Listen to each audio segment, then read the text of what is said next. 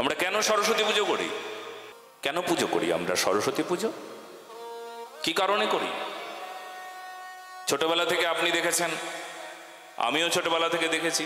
আপনার মাকে জিজ্ঞেস করবেন, বৃদ্ধ মা, আপনার বৃদ্ধ বাবাকে জিজ্ঞেস করবেন, সেও ছোটবেলা থেকে দেখেছে। তার বাবাকে যদি জিজ্ঞেস করতো, সেও দেখেছে। ছোটবেলা থেকে আমরা পরম্পরায় দেখেছি।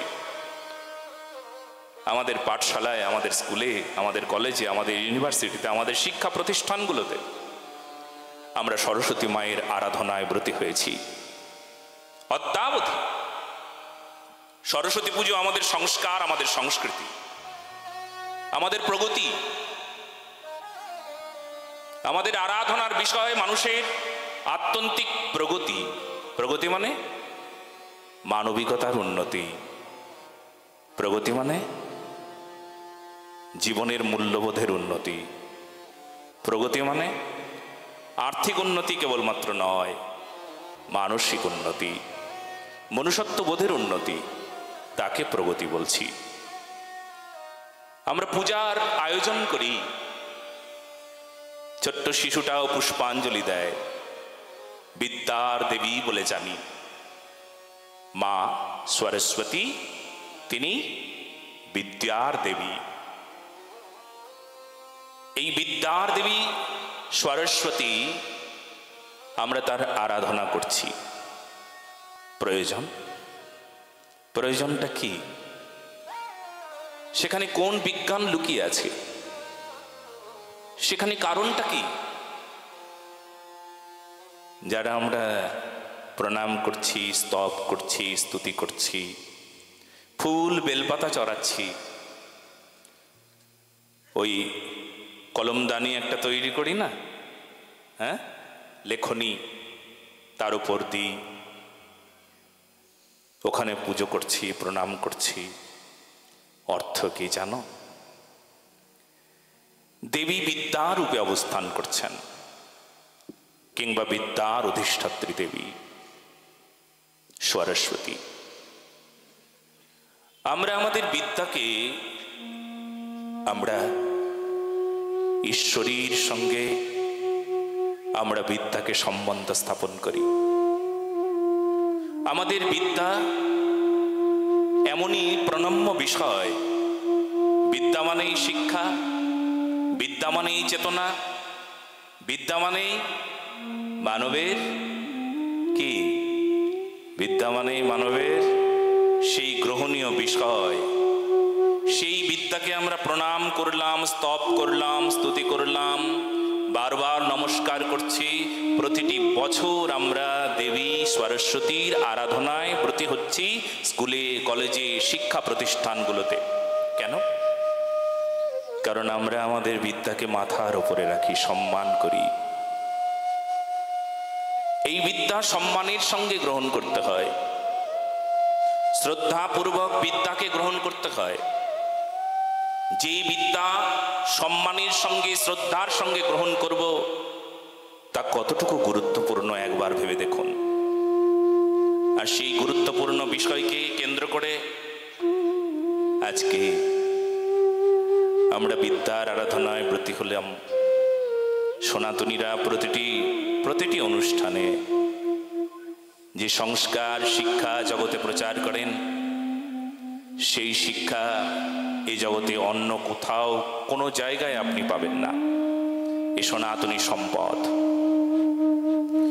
আমরা যখন সামনের পুস্তকটাকে প্রণাম করলাম, পুস্তকে অক্ষরগুলো আছে, অক্ষরগুলোকে আমরা সাক্ষাৎ ভগবানের স্বরূপ বলে প্রণাম করি। যেই অক্ষর, সেই আমাদের ঈশ্বর। ক বর্ণ, ব্যঞ্জন বর্ণ, ক থেকে শুরু করে স্বরবর্ণ অ আ ক খ, প্রতিটি বর্ণের দ্বারা, বর্ণমালার দ্বারা যে শব্দ রচনা হলো, সেই শব্দকে আমরা সাক্ষাৎ শব্দ ব্রহ্ম বলি। প্রতিটি শব্দকে আমরা বলি কি? শব্দ ব্রহ্ম। আর সেই শব্দের এমনই শক্তি, যে শক্তি আমাদের হৃদয়ে চেতনা জাগায়। সেই শব্দ আমার কি করে? আমার হৃদয়ে চেতনা জাগায়। আমরা যা পড়ি তা আমরা জ্ঞান সংগ্রহের জন্য পড়ি। আমরা যা পড়ি সেই পড়া বিষয়ক বিষয়ের দ্বারা আমরা সমাজের সেবা করব, সেই জন্য আমরা পড়ি। আমরা পড়ি কেন পড়ি? পড়বার পেছনে কেবলমাত্র পরীক্ষায় পাশ করা কারণ না। আমরা পড়ি, আমরা সেই সংস্কার সংস্কৃতিকে পড়ি, আমরা সেই বিদ্যাকে পড়ি, সেই বিদ্যাকে গ্রহণ করি, সেই বিদ্যাকে নিয়ে আমাদের তপ তপস্যা আরাধনা। যে বিদ্যায় আমরা শুধু পরীক্ষায় পাশ করবার জন্য পড়ি না, জীবন পরীক্ষায় পাশ করবার জন্য আমাদের বিদ্যার আরাধনা। হ্যাঁ, জীবন পরীক্ষা। মানব জীবন তো সনাতনী জীবন, তো এই সনাতনী জীবনে আমাদের উত্তীর্ণ হতে হবে, সেই জন্য আমাদের বিদ্যার আরাধনা। আমাদের মানুষ হতে হবে। অমানুষীর এই মুখোশ পরা মানুষগুলো আমরা তাদের দেখেছি, কিন্তু মানুষ দেখি নাই, সেই জন্য বিদ্যার আরাধনা। মানে বুঝলেন কত গূঢ় তত্ত্ব এর মধ্যে লুকিয়ে আছে, কত কত গ্রহণীয় বিষয়ের মধ্যে লুকিয়ে আছে। এই জন্য আমাদের যে কোনো ধর্মীয় অঙ্গ, পূজা থেকে শুরু করে আপনি কীর্তন শ্রবণ স্মরণ আপনি যাই বলবেন না কেন, তার মধ্যে এক বিজ্ঞান লুকিয়ে আছে।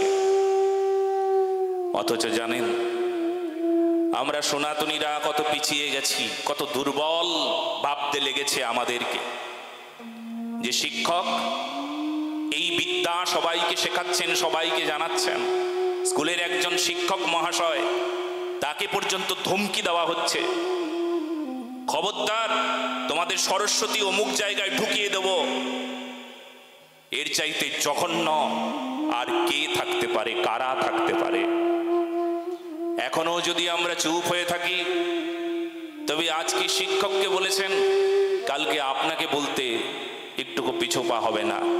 আজকে শিক্ষককে বলেছেন আপনার ট্রান্সফার করিয়ে দেবো, দেখবেন দেখবেন মাত্র 24 ঘন্টায়, দেখবেন দেখবেন দেখবেন। কারা এরা? যারা সনাতনী সংস্কারকে জানে না। আমরা মানব সেবায় ব্রতী, আমরা সমাজ সেবায় ব্রতী। যখন সরস্বতী পুজো করি না, সেই সরস্বতী পুজোর সময় আমরা ওই মন্ত্রই জপ করি, ওই মন্ত্রই বলি, মা আমাদেরকে সেই বিদ্যা দাও। হ্যাঁ, সেই পরাবিদ্যা তুমি দাও, যেই বিদ্যা গ্রহণ করলে আমাদের আত্যন্তিক কল্যাণ হবে, আমাদের মঙ্গল হবে। জড়বিদ্যায় পারদর্শী হলে অর্থের উন্নতি হয়, কিন্তু মনের উন্নতি হবার জন্য সেই পরাবিদ্যার বড় প্রয়োজন। সবাই বসুন, কষ্ট হলেও বসুন মা, গেলে হবে। সারা জীবনই তো বাড়ি নিয়ে থাকলাম। এই মা বসো বসো বসো বসো। সারা জীবনই তো বাড়ি ঘর নিয়ে থাকলাম, সারা জীবন ঘর সামলালাম, এবার সমাজটাকেও সামলাতে হবে, ধর্মটাকেও সামলাতে হবে। সমাজটা তখন সামলানো যাবে যখন ধর্মটাকে সামলাবো। বলো না গো রাধে রাধে। আজকে ধর্ম কিন্তু সামলানোর সময় এসেছে। শুনলেন না কিছুক্ষণ আগে, পুজো করতে দেওয়া যাবে না। কি সাহস এদের! কিসের জন্য সাহস হয়েছে জানেন? সাহসটা আমরাই জুগিয়েছি আমরা। কোনোদিন মুখ খুলি নাই, কথা বলি নাই, যা বলেছে বলেছে। মোগলের সময় আমরা মাথা নিচু করে মাথাটাকে সঁপে দিয়েছি, গর্দান দিয়েছিলাম। ওরা বলে কুরবান। আমরা গর্দান দিয়েছিলাম মোগলের সময়। পাঠান, শক, হুন, মোগল, ইংরেজদের সময়ে মাথা নিচু করেছিলাম। আরে মাথা নিচু আমরা সনাতনীরা তখন করি যখন সামনে গুরুশ্রী পাদ পদ্ম দাঁড়ায়, ধর্ম এসে দাঁড়ায়, তখন আমরা মাথা নিচু করি। মিথ্যার কাছে, অধর্মের কাছে কখনো আমরা মাথা নিচু করি না। আমরা সেই সনাতনী, আমাদের হৃদয়ে সেই সনাতনী রক্ত।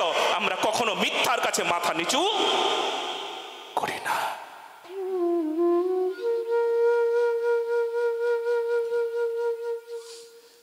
দেখবেন তো বুকের ভেতরে সেই রক্তটা আছে কিনা। তা না হলে যোগেশচন্দ্র ল কলেজে কলকাতায় সেখানে হুমকি দিতে পারে, সরস্বতী পুজো করতে দেব না, মেয়েদের উপর অত্যাচার করছে।